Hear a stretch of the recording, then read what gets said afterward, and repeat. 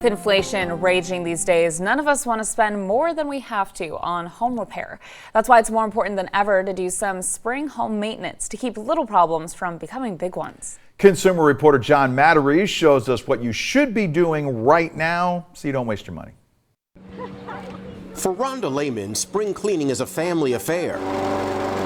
Brothers, nephews, even her 91-year-old mom chip in to get the family home in shape for summer. We're just doing some spring cleaning in the backyard, weed eating the fence line, cutting the grass, getting ready to trim some of these trees. Rhonda knows that if her shrubbery gets too big or if a gutter overflows, she could get hit with some big bills. So we turn to Consumer Reports for advice on what you should do right now.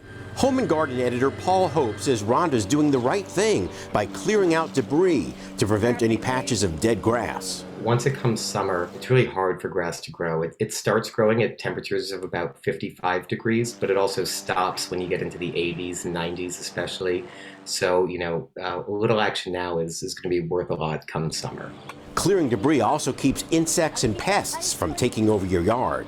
Mulch piles or leaves that are allowed to sort of sit in the yard. The ticks really sort of seek out those shady, cool, dry areas, especially in the heat of summer. It may sound obvious, but before you start any maintenance project, make sure to check all your equipment. If you didn't winterize it properly, you're looking at a trip to the service center. Spring is the best time to get that fertilizer down. Paul says we're still in that sweet spot. And something else you may not think about, getting your soil tested. If you've got lead in your soil, that's something you certainly want to know before you go out and, say, start planting a vegetable or fruit garden. Rhonda's family knows that a few hours in the yard now can prevent big expenses later, so you don't waste your money. I'm John Matarese.